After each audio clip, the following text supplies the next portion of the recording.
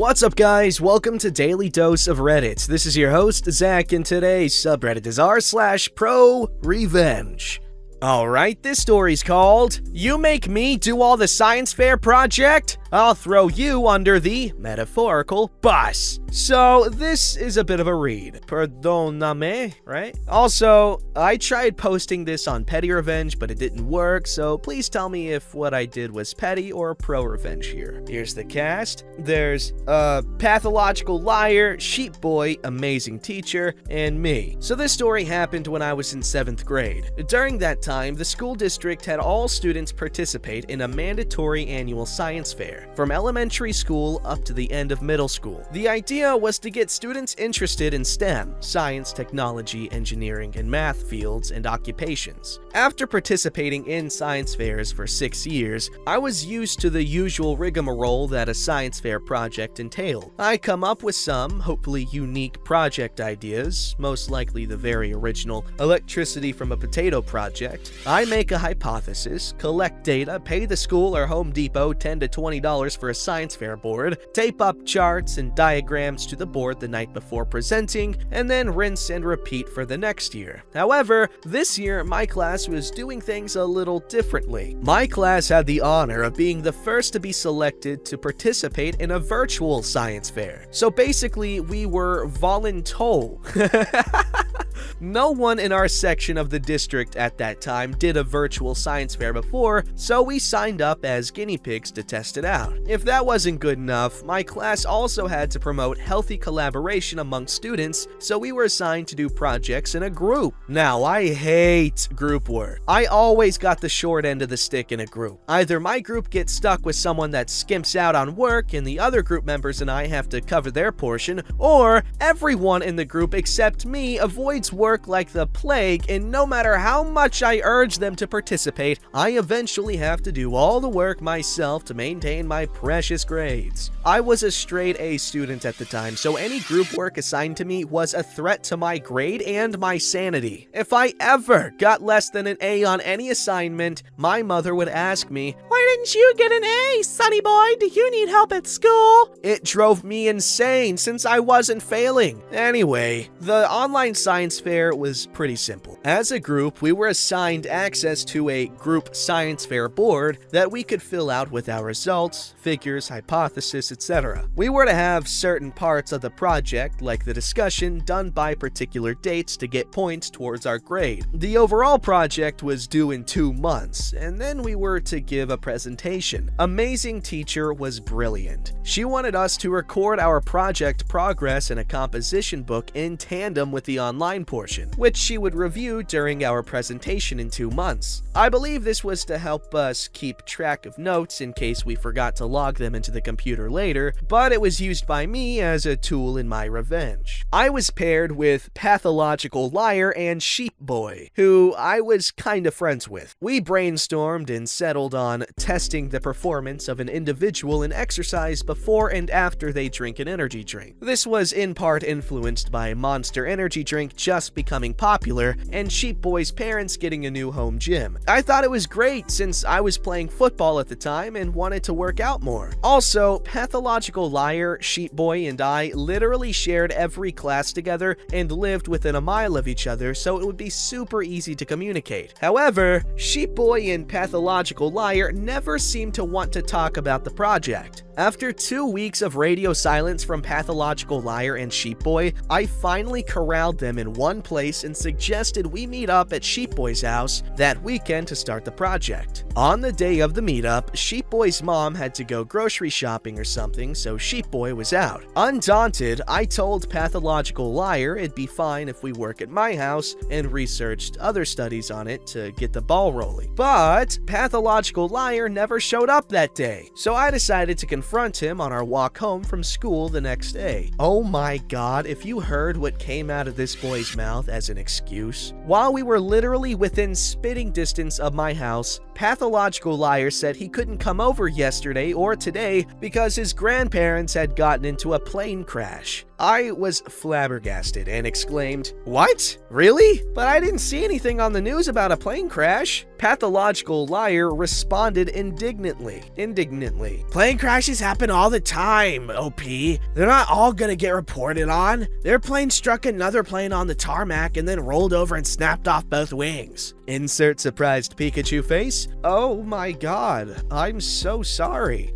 Did they die?" "What? No, why would they die, idiot? Anyway, I can't do the project this week. See ya." This little turd then ran home. After I got home and deduced that he just fed me a sack of crap, I just said, whatever, and filed out the preliminary sections of the project and wrote notes in the composition book to at least ensure we had something to turn in next week. I was willing to give the group a second chance because maybe their busy middle school lives were swamped. After another 2 weeks of attempting to coordinate my group and getting them to at least contribute a page or two to the report, we finally decided to meet up at Sheep Boy's house again to start collecting the data. We actually all showed up this time, and Sheep Boy's mom had bought the Monster energy drinks we needed. Pathological Liar started to guzzle them because he wanted to test the drinks out first. Sheep Boy showed off his new home gym and then got us to play Smash Brothers for half an hour. I didn't want to play at first, but then decided to lighten up and we could do the test afterward. After coaxing my group back to the gym, Pathological Liar just rambled and chit-chatted. Me trying to be pragmatic said, "Hey guys, why don't we start our exercise now and record some data, and then afterward I can school y'all in Smash." Sheep Boy looked willing until Pathological Liar sighed out, "Oh my god, OP. We didn't invite you out to do this stupid project. We invited you to hang out." Sheep Boy's attitude did a complete 180, chiming in, "Yeah, we don't want to do the stupid project now." I was seething. Pathological Liar spouted a load of bull. This wasn't even his house. I was the one who organized this get-together to collect freaking science fair data. I was the one herding these sheeple around. Oh my god! The second chance I gave them was taken, and then stomped all over the ground, and they weren't getting a third one. I relented and said, "Okay then, let's just hang out then." When I got home that night, I was angry, and I used that anger to fuel my revenge. I conscripted my parents to the science fair project, and they helped me collect the data I needed by volunteering to work out and drink energy drinks. The data collection problem was solved. Once I got enough data, I wrote down everything for the science fair project in the composition book. I even uploaded everything to the online science fair board. I created all the PowerPoint slides and scripts for the presentation. Over the next few weeks leading up to the presentation, Sheep Boy and Pathological Liar didn't even ask about the science fair project. They had no intention of doing any of the work. Although my anger fueled me to get the project done, I wasn't finished. I did the pettiest thing I could think of and signed a corner of the composition book with "OP did all the work." I knew that amazing teacher would be checking our composition books while we were presenting the project, and I couldn't wait to see how Pathological Liar would try to weasel out of this one. On the day of the presentation, Pathological Liar and Sheep Boy were nervously fidgeting at their desks because they didn't have anything prepared. I strolled in and told them to relax since I made a PowerPoint. They relaxed, not knowing how stupid they were gonna look while presenting. Oh, how dumb they looked when we started presenting to the whole class. I had already memorized the slides and my script and was effortlessly strolling around the room, making eye contact and delivering a killer speech on the science fair project. Pathological Liar and Sheep Boy just read off the slides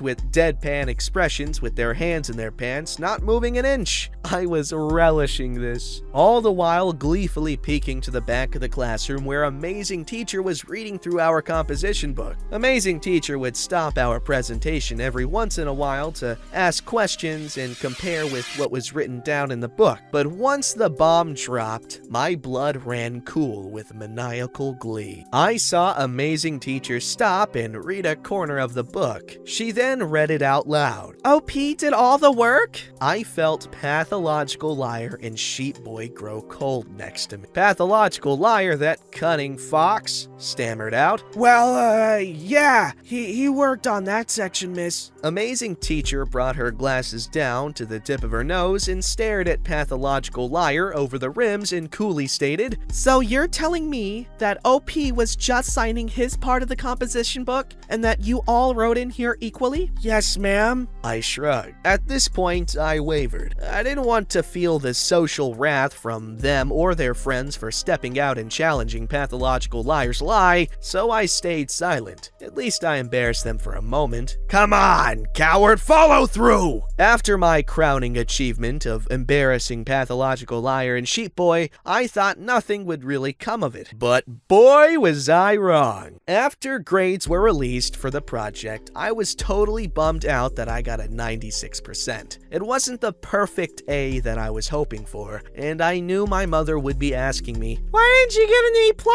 Why didn't you get 100%? But then Sheep Boy and Pathological Liar ran up to me with their eyes wide with terror, asking, "What did you get for your grade?" I got a grade? Why? This is how my snarky butt avoided answering questions on my grade. "Sheep Boy got 66% and I got a 48%. I was shocked to hear that. And then I figured out that Amazing Teacher must have interrogated my groupmates on the project separately and awarded them the grades they deserved. Oh my god, my petty revenge tanked their grades. The science fair project was alone 25% of our total grades that year. I was so grateful that Amazing Teacher saw my frustration and punished them. Edit! Wow, this post blew up something fierce. Thank you all for reading a story of mine. I especially thank everyone for the constructive feedback on my story writing, as well as underlining the finer aspects of revenge. I will use them in the next posts I put up here. OP, I 100% know where you're coming from. Back when I was in school, most of the time I was like the designated smart guy in the class, which is pretty cool. Yeah, I'm willing to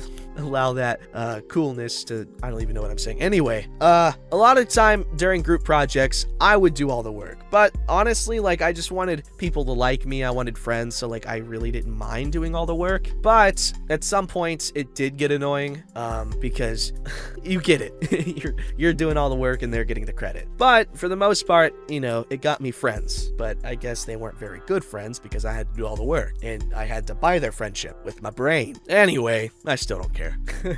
Alright, this story's called The Day I Ripped Off a Used Car Salesman. Buying an old car is always risky, and some of the dodgy dealers where I live have no morals at all. I've always been reasonably lucky, and my dad was a mechanic, so he taught me the basics. But I know a few people who've been burned pretty badly. This is about the day I got a bit of revenge against one of them. My car had developed a fault. It started and ran fine, but had no power at speed. And there was a pretty nasty burning smell coming from the engine bay. It turned out that there was a common fault on this model where the oil feed pipes for the turbo, which were plastic, narrowed with the heat and the turbo started to disintegrate. It was just too late to get the factory recall. It meant at least a new turbo and stripping the top of the engine to check for damage to the bores. Best case scenario, it would cost more than the worth of the vehicle to fix. Worst case, I threw away a load of money to be told it was screwed. I didn't want to sell it privately and rip off a member of the public, but one of those dodgy dealers? There's one place near me that advertises that they will buy anything you bring in, but they always pay minimum value and often considerably less than the car is worth if they sense that you don't know what you're doing or are desperate. I rang up and acted clueless, got a suggested price, subject to inspection, and agreed to take it in. The day before I took it in, my girlfriend managed to clip the gate post and knock the passenger door handle off. I carefully glued it back on, figuring it would last 1 or 2 openings before disintegrating again. Then I drove over to this dodgy dealer, and halfway there when the engine was nice and warm, I pulled over, popped the bonnet, and poured a bottle of liquid air freshener from one of those devices you plug into the wall in your house over the engine. Over the next couple of miles, the perfume boiled off the engine and and brought a beautiful fresh smell through the air vents, masking the smells of oil and burnt plastic. The dealer tested the car in the parking area. Of course, it ran fine at low speed, but he hummed and hawed and offered me a price quite a bit lower than the one made over the phone. I made a big show of disappointment, but took his money, shook his hand, and walked to the pub over the road, where I bought a pint for the old lads playing dominoes by the fire. I mean, good job,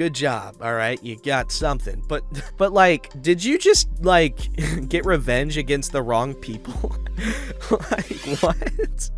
Alright, this story's called Blocked Back. I waited almost a year to do the same he did. I was talking to someone who just out of the blue blocked me, which made me really angry, so I decided to act normal. I sent him an apology saying, "Sorry if I said something to upset you, I hope you can forgive me." He didn't respond. I never texted something else. After 9 months of no contact, he decided to text me again out of the blue. This was my chance to get him back. I again acted normal, texted back, and we had conversations, then boom! I blocked him without warning. Ha ha ha ha. Yes, this is very petty, but I feel good. It's so messed up to do, to just block someone out of the blue, especially if, like, you act like everything's chill. But then again, you know, I don't know. Honestly, I don't think I've blocked someone randomly out of the blue. I just kind of like, maybe I stopped talking to them kind of because I just don't feel like it. But I can kind of see both sides of this, but good job, OP.